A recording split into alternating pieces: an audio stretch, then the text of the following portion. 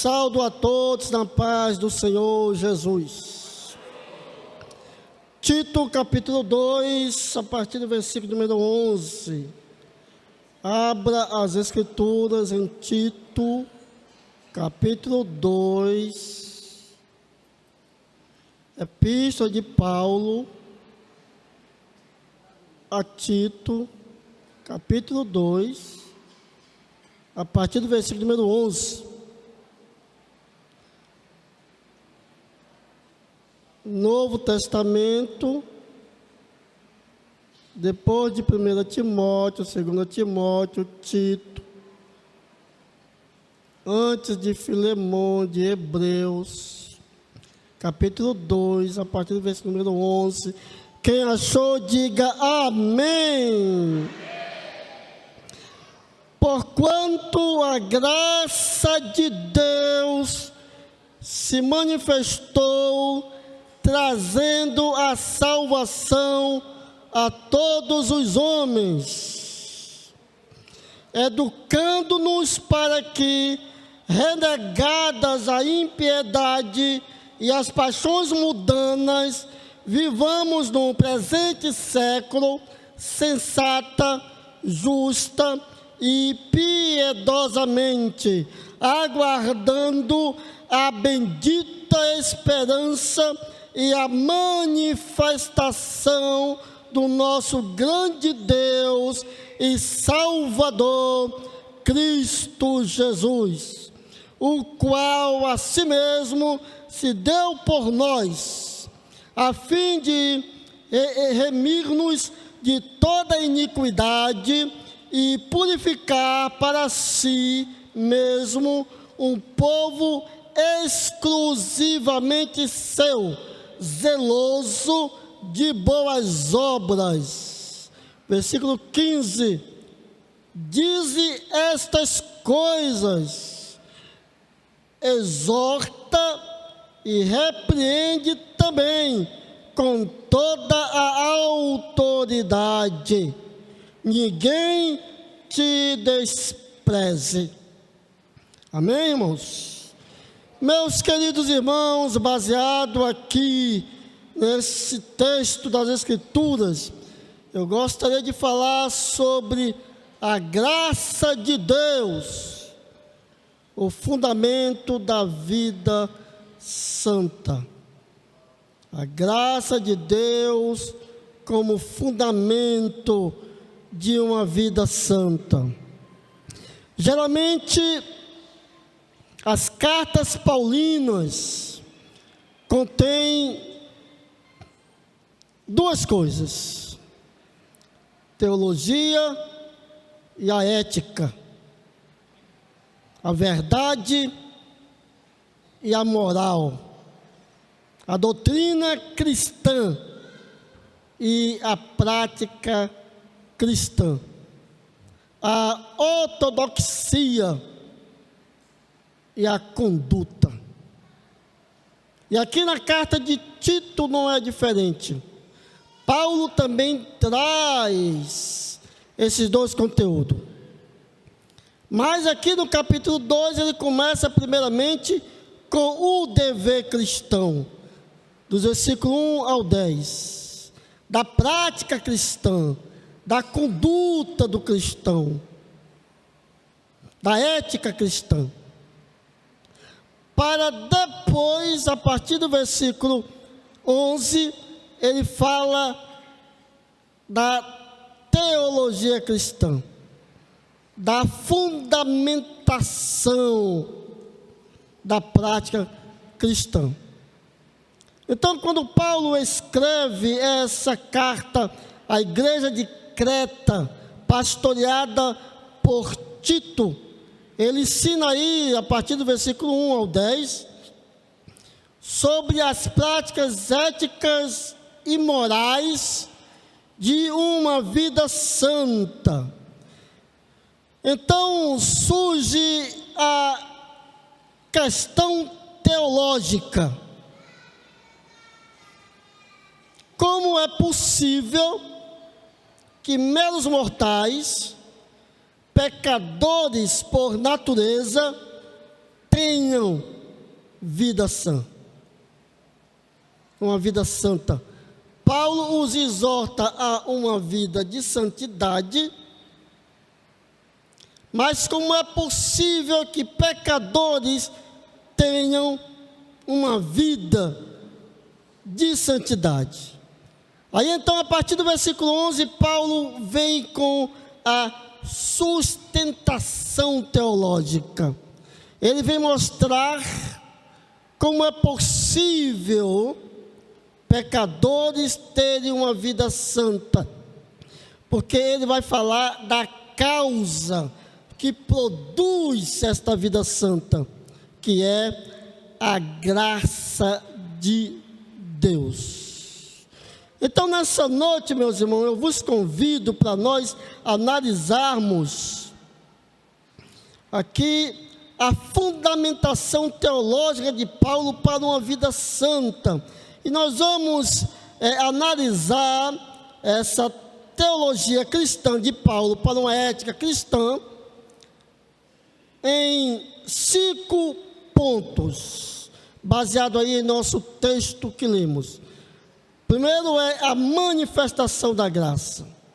Segundo, a pedagogia da graça. Terceiro, a bendita esperança da graça. Quarto, a operação da graça. E quinto, a autoridade da graça. Então, baseado aí nesses 5 pontos, é que Paulo vai defender a sua tese teológica de que é possível nós termos uma vida santa, começando aí com a manifestação da graça. Versículo 11 diz: porquanto a graça de Deus se manifestou salvadora, trazendo salvação a todos os homens. É claro que para falarmos da graça de Deus, temos que primeiramente definir de um modo teológico o que é a graça. Então nós podemos dizer que a graça se refere a todos os benefícios, todas as bênçãos, todas as dádivas, todos os dons que Deus nos concede gratuitamente. Nenhum de nós temos méritos para receber os benefícios de Deus. Se os homens há de receber alguma coisa de Deus, Deus os dará por sua graça. Deus dará gratuitamente.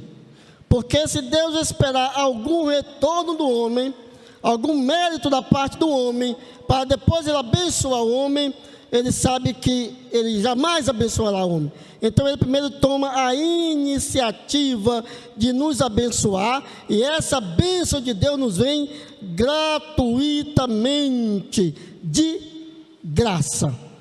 É um favor imerecido. Mas qual é a origem da graça? Paulo disse: a graça de Deus. Quer dizer, a graça é divina, era parte de Deus. Tiago diz que do Pai das luzes desce todos os dons perfeitos e todas as dádivas. Então tem origem em Deus. Efésios capítulo 2, versículo 8 e 9 diz: isto não vem de vós, é dom de Deus, não vem das obras, para que ninguém se glorie. Quando nós falamos da graça de Deus, nós temos que entender 2 tipos da graça de Deus: a graça comum de Deus e a graça especial de Deus. A graça comum, podemos dizer, por exemplo, a vida biológica, é uma graça comum porque conforme diz a Bíblia, que Deus dá a todos a vida, a expiração e tudo mais. Diz também que nele nós existimos, expiramos e nos movemos. Então a vida é dada gratuitamente por Deus. Isso faz parte da graça comum de Deus. Por que a graça comum? Porque Ele dá vida a todos, seja justos ou seja injustos, seja ímpio ou seja pios. Todos participam dessa vida biológica que Deus dá a todos nós. Temos também a graça especial, que no caso aí está em Romanos capítulo 6, versículo 23. O dom gratuito de Deus é a vida eterna. Nesse caso aí, a vida eterna já é uma graça especial de Deus.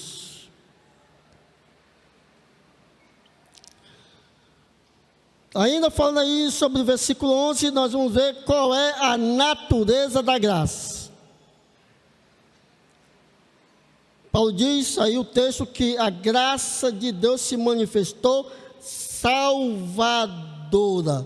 Quer dizer, a graça veio trazendo salvação.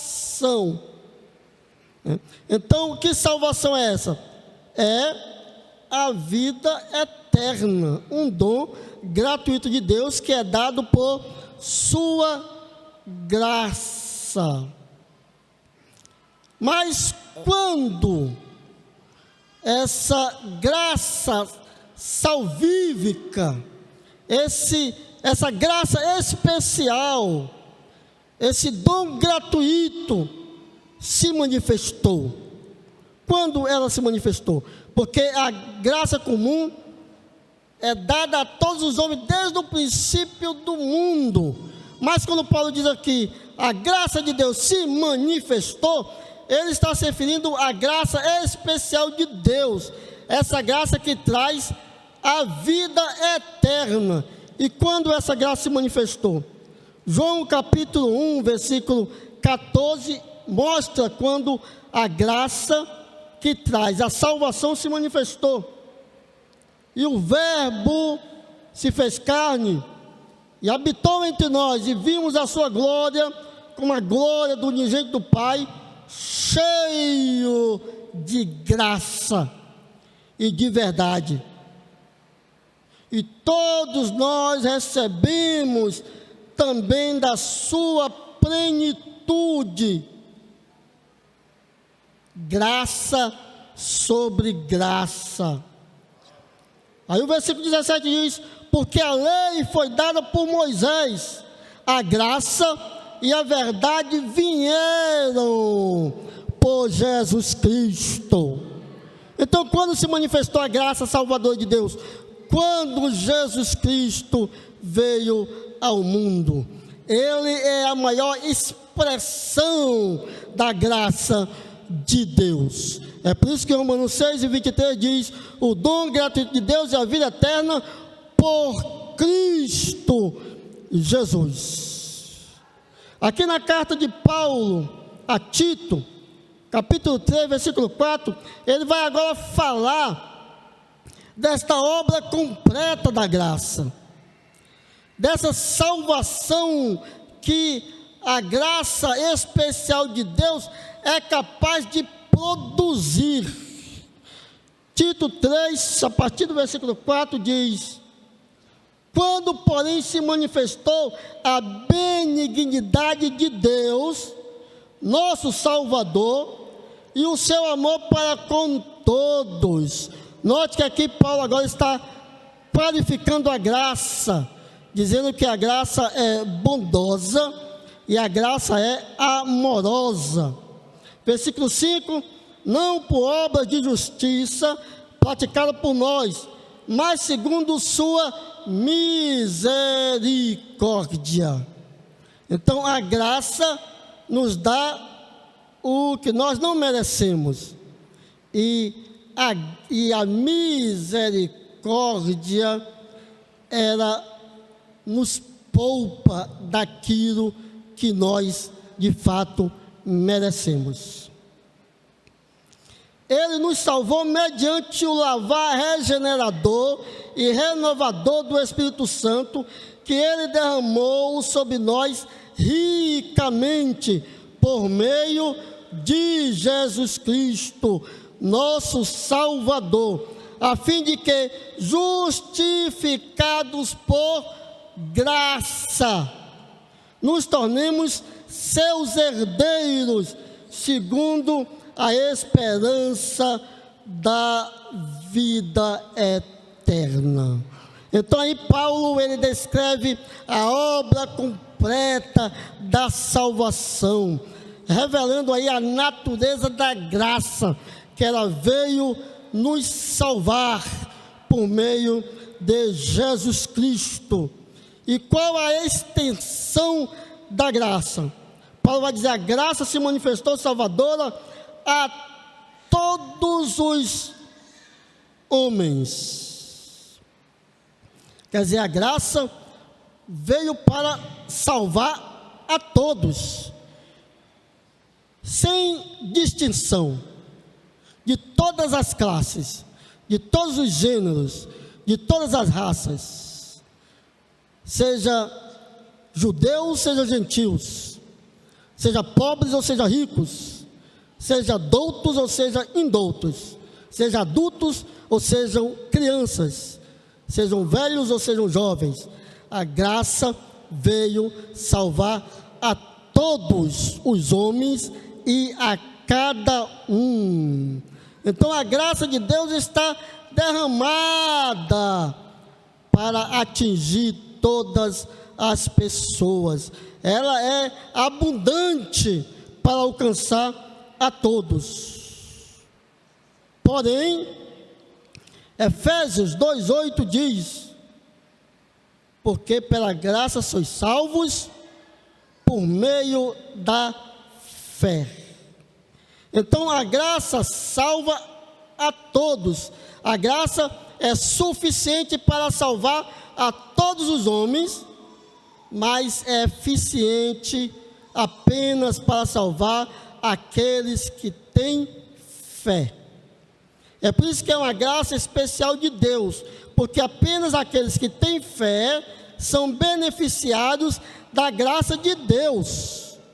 A graça salva todo mundo, ela tem essa potência de salvar todos, mas só vai se beneficiar da salvação da graça aqueles que têm fé em Jesus Cristo.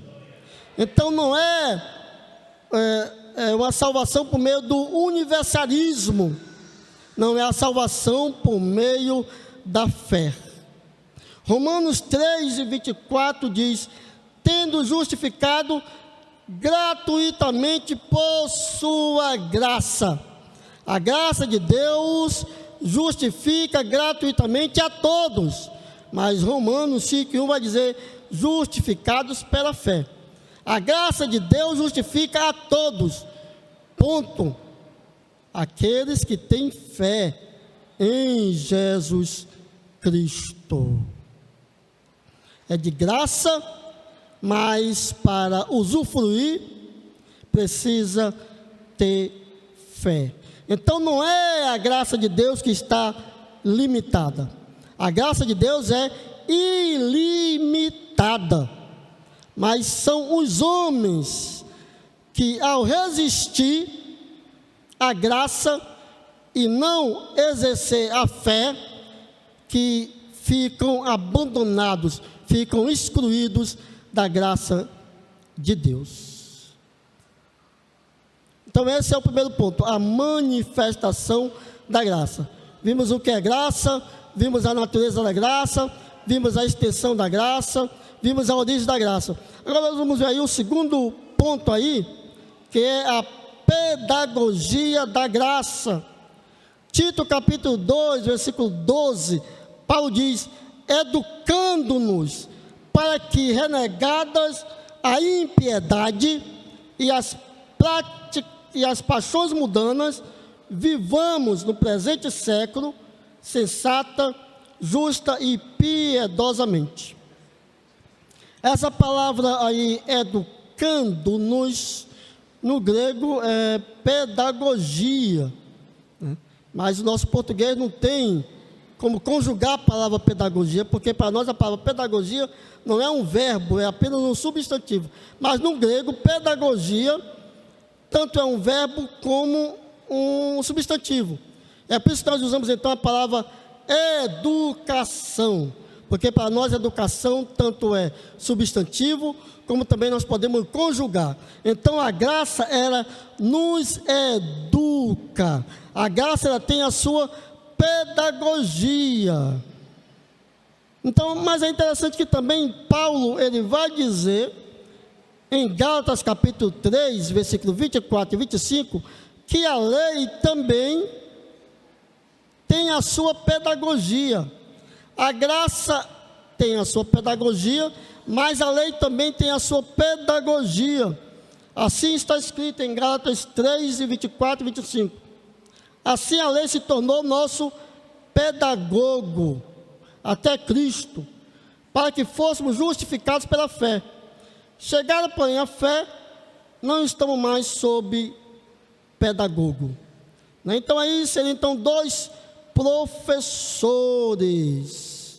A lei é um professor e a graça também é um professor. Porém, a pedagogia que a lei usa é diferente da pedagogia que a graça usa, né? Seus métodos e suas práticas de ensinar são diferentes. Porque a lei, ela, como diz a Escritura, é santa, é boa, é justa, é espiritual. Nela contém também a verdade e os ensinamentos justos, mas tem um problema na lei como professor, é porque ela não tem poder para operar sobre a fraqueza da carne. Quer dizer, a lei, ela mostra as regras de como deve ser um bom viver, mas ela não dá a este aluno a capacidade de praticar essas regras. Por quê? Porque Romanos capítulo 7, versículo 5 diz: quando estávamos na carne, as paixões pecaminosas que através da lei operava em nossos membros, produziram frutos de morte. E Romanos 8, 3 diz: a lei se achava fraca pela a carne. Quer dizer, a lei, como professor, ela ensinava os seus alunos, mas em vez dela produzir um bom resultado, ela produzia um mau resultado, porque os alunos não tinham como pôr em prática aquilo que o padrão elevado de justiça que a lei expunha aos seus alunos. Romanos 7,19, Paulo, como na época em que ele vivia debaixo da pedagogia da lei, ele disse: porque não faço o bem que quero, mas o mal que não quero, esse faço. Então, é desse modo que a lei procura educar as pessoas, mostrando as regras, mas não dando a eficácia para as pessoas praticarem a lei. Já a graça, né, a pedagogia da graça é diferente, porque a graça, ela não só traz a verdade, mas também ela produz, por meio do Espírito Santo, poder no crente para vencer a fraqueza da carne. O Espírito, ele vivifica o nosso espírito, e assim o crente é capaz de mortificar as obras da carne e viver em novidade de espírito. Deixa eu exemplificar para os irmãos poderem então compreender essas duas pedagogias. Digamos que a lei seja então um técnico. Esse técnico era um campeão que conseguiu ganhar todos os troféus, um técnico de alta performance, uma pessoa altamente habilitada e treinada, que tenha bons equipamentos de treinamentos, que tenha bons uniformes para os seus atletas, que tenha um local adequado para treinar os seus atletas, um bom estádio, uma boa quadra. É um treinador perfeito. Porém, ele agora vai escalar pessoas para ele treinar e transformar essas pessoas em atleta. E esse técnico procura fazer o impossível. Ele vai ao hospital, a um sanatório, e procura as pessoas nos piores estádios da tuberculose. As pessoas mais debilitadas, mais doentes. Ele escala essas pessoas para transformá-las em um atleta de alta performance, em um atleta que seja capaz de ganhar um torneio. Esse técnico rigoroso começa então a exigir daqueles pobres atletas enfraquecidos e debilitados pela tuberculose que eles cumpram com eficiência em todos os treinos, que eles consigam treinar, mas eles não conseguem nem sequer levantar os pesos, não conseguem correr, não conseguem pular os obstáculos, eles não conseguem enfrentar os treinos, porque na sua própria carne eles estão debilitados, estão fracos pela doença. Então o técnico, ele tem um bom uniforme, ele veste aqueles doentes com um bom uniforme, com uma boa chuteira, ele os leva para um bom estádio, ele os coloca em bons equipamentos, mas aqueles homens não têm condições de praticar os seus treinos por causa das suas doenças. E por fim de estar envolvido com aquelas pessoas, o próprio técnico também adoece de tuberculose, e aquilo que deveria ser um time vencedor é um total fracasso. Então é contratado agora o outro professor, a Graça. A Graça, ela percebe que os uniformes estão bons, que as chuteiras são boas, que o estádio é bom, que a quadra é boa. Ele vai utilizar esses equipamentos, mas o problema está nos atletas. O que ele faz? Ele recolhe todos esses atletas para o hospital novamente. Trata dessa doença, trata da tuberculose, mata a bactéria que está destruindo aqueles homens por dentro. Depois de recuperado, ele lhes dá um bom nutriente, bom alimento, os fortifica, os fortalece, os torna pessoas agora saudáveis, pessoas agora que podem cumprir com eficiência o treino, que pode treinar, que pode levantar os pesos, que pode correr, que pode pular os obstáculos. Agora então esses homens já saudáveis e curados, a Graça leva para o estádio. Eles agora estão então preparados para treinar e então vencer o campeonato. É isso exatamente que a Graça faz com as pessoas. ela treina, ela primeiramente ela salva, ela cura, ela liberta da doença, do pecado, e depois então ela dá a essas pessoas verdades, leis, condutas que elas possam praticar. É por isso que aqui agora Paulo, ele vai dizer que a graça ela nos educa visando o nosso propósito. Quer dizer, a graça ela pode nos educar visando esse propósito, porque primeiramente ela cura aquilo que nos enfraquece, nos fortalece com uma boa vitamina, e depois agora ela nos educa para praticarmos a verdade. Primeiro propósito, Paulo vai dizer que a graça, ela nos educa a renegarmos o mal.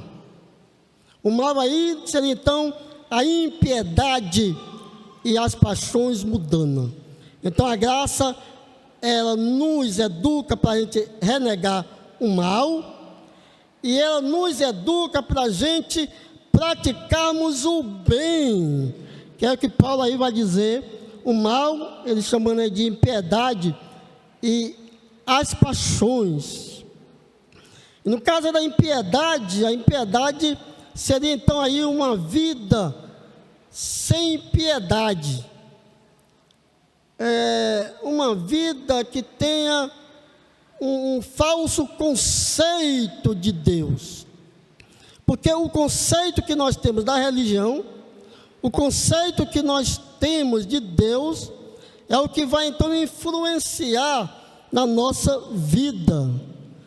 É por isso que a graça, primeiramente, ela tem que nos educar no conhecimento verdadeiro. Na verdade, tem que nos dar um bom conceito do que é Deus. Porque se nós tivermos um mau conceito de Deus e da religião, então é conforme o conceito que nós temos, é que nós então vamos viver. Quer dizer, aquilo que nós ouvimos, aquilo que nós assimilamos, aquilo que nós aprendemos, é o que vai moderar os nossos pensamentos, é o que vai formar os nossos conceitos, é o que vai desenvolver os nossos hábitos, é o que vai estabelecer os nossos padrões. É por isso que é necessário que a gente ouça a sã doutrina. É por isso que Tito, capítulo 2, versículo 1, Paulo diz a Tito: fala o que convém à sã doutrina. Quer dizer, se você quer produzir uma boa conduta, então comece falando da boa doutrina, porque a boa doutrina é o que vai produzir a boa conduta. Hebreus vai falar sobre a importância de ouvir. Hebreus capítulo 5, a partir do versículo 11, vai falar da importância de ouvirmos os bons conselhos das Escrituras. Por quê? Porque ouvindo as Escrituras, nós teremos as faculdades perceptivas treinadas para discernir o que é certo e o que é errado. Então, o crente que se detém em ouvir a boa doutrina, em ouvir os conselhos das Escrituras, ele desenvolve um conceito correto de Deus, e esse conceito correto de Deus vai produzir nele uma vida piedosa. Mas se nós fazemos o que está em 2 Timóteo, capítulo 4, versículo 3 e 4, 2 Timóteo, capítulo 4, versículo 3 e 4, se nós, em vez de ouvirmos a boa doutrina, em vez de ouvirmos os conselhos baseados nos ensinos das Escrituras. E, conforme aí 2 Timóteo diz, porque haverá tempo em que não suportarão a sã doutrina, mas tendo comichão nos ouvidos. O que é comichão nos ouvidos? É uma coceira no ouvido que causa impaciência, que causa irritabilidade. As pessoas estão afobadas de ouvir a sã doutrina. As pessoas estão impacientes de ouvir a sã doutrina. Então, cansado de ouvir a sã doutrina, eles não suportam mais. O que é que eles fazem? Ajuntarão para si mestres segundo as suas próprias paixões. Quer dizer, mestres que ensinem coisas agradáveis a eles, coisa que eles gostariam de ouvir, segundo as suas próprias paixões. E não só se desviarão os ouvidos da verdade, mas se voltarão às fábulas. Então, esse tipo de atitude, deixar de ouvir a sã doutrina para ouvir ensinamento de mestres desviados da verdade, que baseiam o seu ensinamento em fábulas e mandamentos de homem, é que vai produzir então a impiedade, uma vida sem piedade, que tenha um conceito de Deus, que Deus é um ser relativo, conforme o conceito que ele vai ter de Deus, o conceito que ele vai ter da verdade é o que ele então vai praticar. É por isso, meus irmãos, que é importante nós treinarmos os nossos ouvidos para ouvir o que é excelente. Veja bem que Jó capítulo 12 vai dizer uma coisa interessante.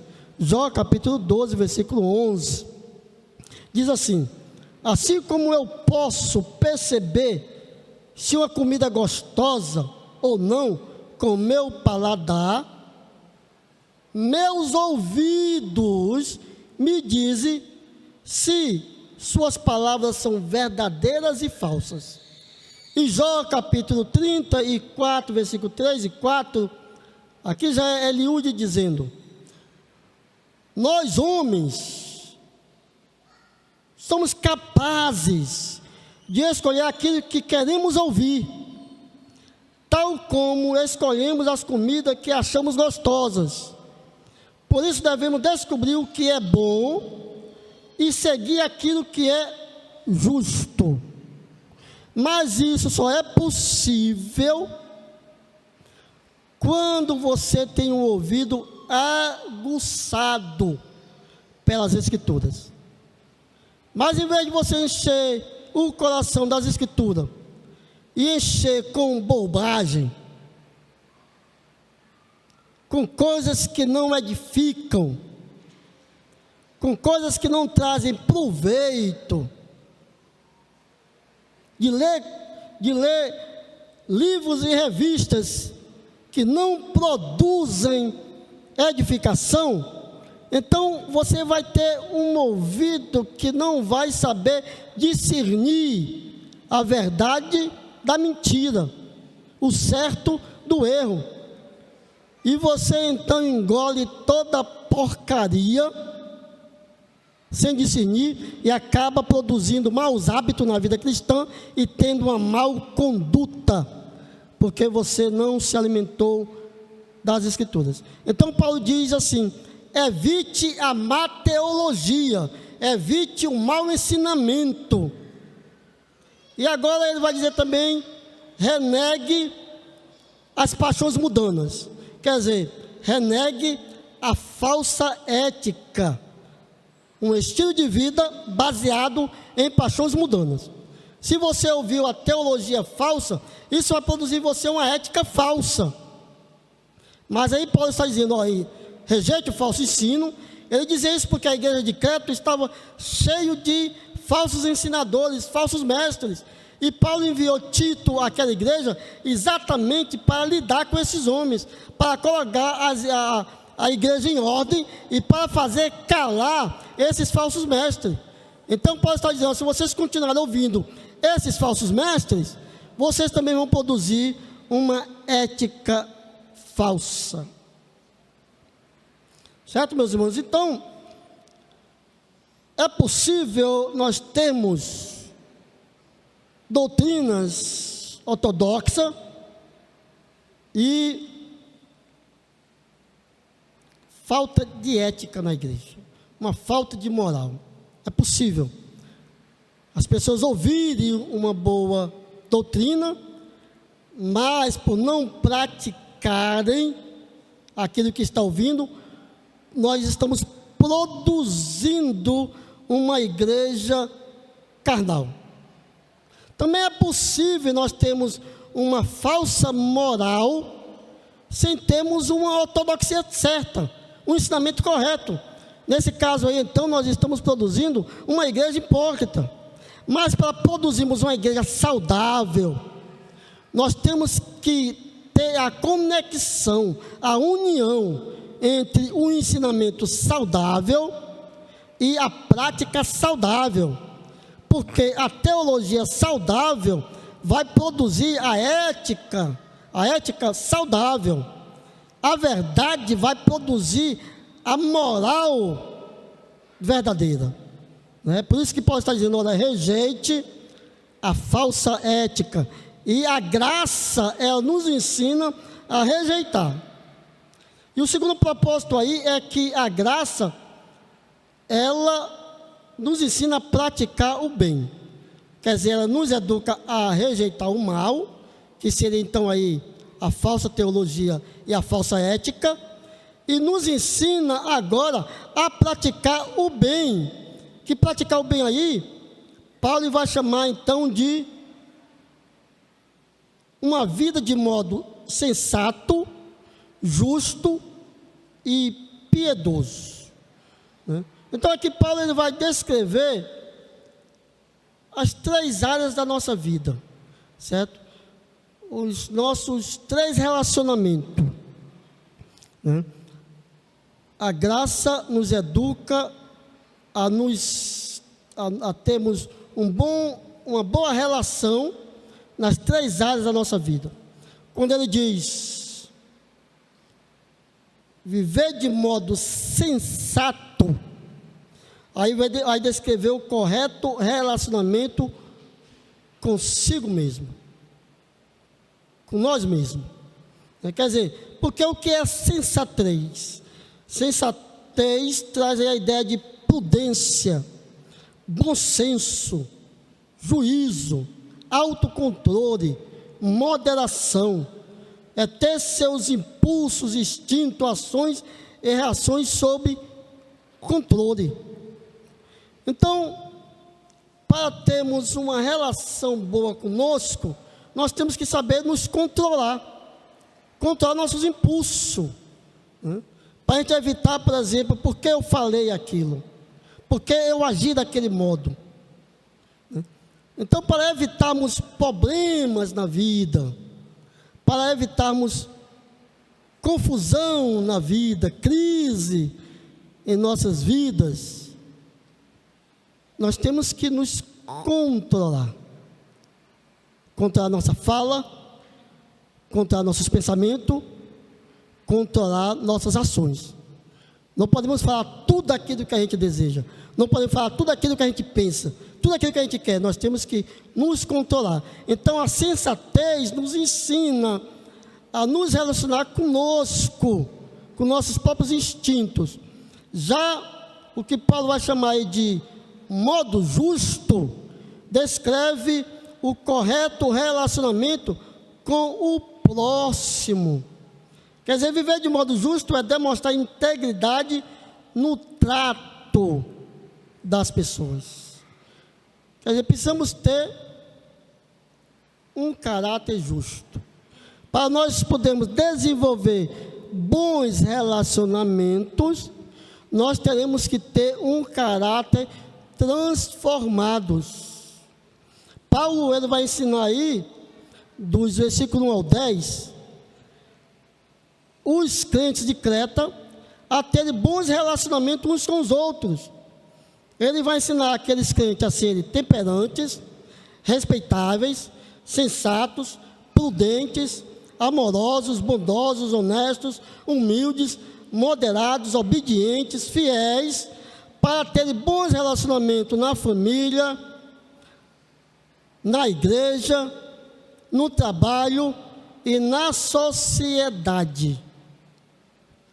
Agora, como é possível que essas pessoas a quem Paulo descreve em Tito 3:3 consigam ter esses bons relacionamentos, consigam ter este modo justo de viver, consigam praticar essas boas virtudes? Porque Tito 3:3, Paulo vai descrever essas pessoas assim: éramos nécios, desobedientes, desgarrados, escravos de toda sorte de paixões e prazeres, vivendo em malícia e inveja, odiando-nos e odiosos e odiando-nos uns aos outros. Então, como é agora possível de que esses pecadores impenitentes tenham agora boas virtudes que Paulo está aconselhando eles ter? É porque a graça de Deus fez com eles o que está em 1 Coríntios 6:11, quando Paulo também descreve que tipo de crente eram aquelas pessoas de Corinto, os mesmos tipos de crente que eram as pessoas de Creta, e o mesmo tipo de pessoas que éramos também nós. Por que então nós, que éramos meros mortais, pecadores por natureza, que tínhamos vidas pervertidas, podemos agora ter boas virtudes? Porque 1 Coríntios 6:11 diz: tais foste alguns de vós, mas vos lavaste, mas vos santificaste, mas foste justificados em nome do Senhor Jesus Cristo e no Espírito do nosso Deus.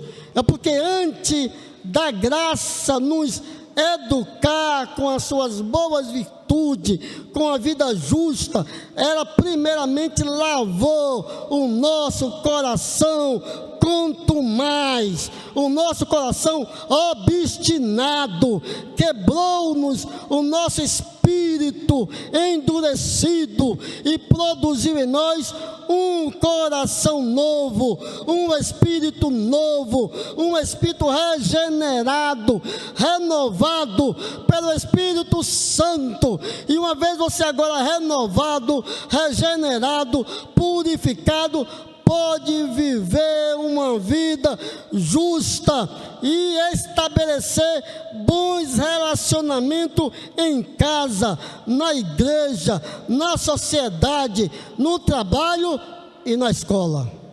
Glória a Deus. Glória a Deus, glória a Deus. Também posso dizer que nós devemos viver nesse século, um século perverso, cheio de iniquidade, dominado por Satanás, Nós podemos viver nesse século de modo piedoso. Aqui então descreve o nosso correto relacionamento com Deus. É manter uma comunhão íntima e profunda com Deus. Então a graça, meus irmãos, ela nos estabelece nesses três relacionamentos: relacionamento conosco, relacionamento com o próximo e relacionamento com Deus, nos ensinando a boa conduta e nos capacitando para pôr em prática essas boas condutas. Então a gente agora pode pensar assim: mas o que me adianta ter uma boa conduta que só me traz dificuldade na vida, que só me traz segregação, que as pessoas me rejeitam, me desprezam, que ainda que eu seja justo, mas eu padeço, eu sofro? Será que está proveitoso, vantajoso eu ser uma pessoa justa? Porque eu olho para o mundo e vejo as pessoas ímpias praticando injustiça e se dando bem na vida, tendo sucesso, progredindo. E enquanto eu procuro fazer o que é correto, só levo paulada. Será que está sendo proveitoso para mim? Aí então é que nós vemos a bendita esperança da graça.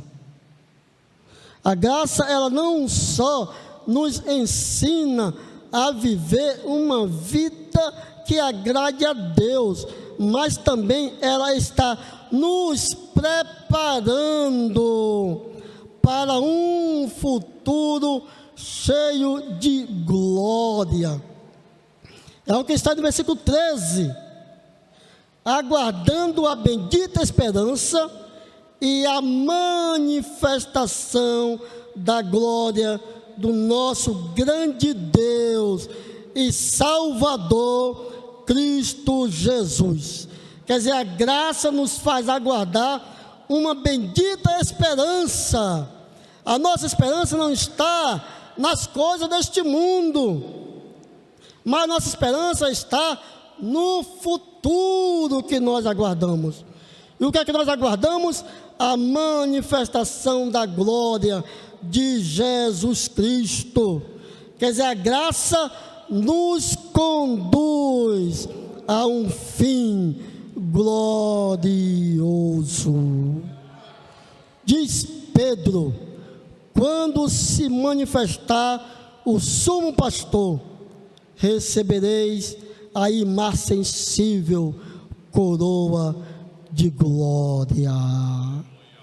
Glória a Deus. Jesus Cristo disse: se vocês neste mundo estão sofrendo por praticar o que é justo, estão sendo perseguidos, alegrai-vos e exultai-vos, porque grande é o vosso galardão nos céus. Glória a Deus. E para terminar, eu quero apenas falar de 2 pontos rapidamente. É a operação da graça, né? Porque a gente pode pensar assim, irmãos, como Deus, Ele concede bênção de graça a meros mortais e pecadores por natureza, né? Nós vimos que a graça de Deus veio trazer esses benefícios para nós. Agora a gente pergunta assim, mas como é que Deus vai conceder isso? Deus vai conceder isso através da operação da graça. E qual é a operação da graça? Paulo vai dizer o seguinte aí no versículo 14: Jesus Cristo se deu a si mesmo por nós, a fim de remir-nos de toda iniquidade e purificar para si mesmo um povo exclusivamente seu, zeloso de boas obras. Então a resposta que nós podemos dar, porque Deus, Ele gratuitamente está concedendo a pessoas pecadores a salvação, os seus dons, a vida eterna, é porque Jesus Cristo pagou com a sua vida um alto preço para nos resgatar do pecado, da morte e da condenação. Porque Jesus Cristo pagou um alto preço com a sua vida para nos purificar e nos santificar, a fim de que a gente seja dele, pertença a ele. Jesus Cristo pagou com a sua própria vida o alto preço para nos transformar em um povo especial, exclusivo, zeloso e de boas obras. Então é por meio do preço, é de graça, mas porque alguém pagou o preço, Jesus Cristo, é que Ele nos concede a sua salvação. E por último, Paulo agora vai falar sobre a autoridade da graça. Quer dizer, a graça concede autoridade aos ministros para que possam falar dessas coisas com autoridade. Eu sei que a doutrina muitas vezes chateia as pessoas. Muitas vezes as pessoas querem desprezar a doutrina, mas Paulo está dizendo: ninguém te despreze, fale com autoridade, exorte e repreenda. Glória a Deus. Mas para que um ministro fale com autoridade, repreenda com autoridade, Paulo vai dizer que esse ministro fale de acordo com a sã doutrina. Que esse ministro seja exemplo em tudo. Que esse ministro tenha um linguajar sã e irrepreensível. E assim, esse ministro vai receber autoridade e vai se tornar poderoso, não só para ensinar a sã doutrina, mas também para convencer os contradizentes e calar a boca dos opositores. Então, meus irmãos, que nós possamos mergulhar e abundar-nos na graça de Deus, para que possamos usufruir de uma salvação completa. Amém? Eu agradeço a oportunidade em nome do Senhor Jesus. Amém.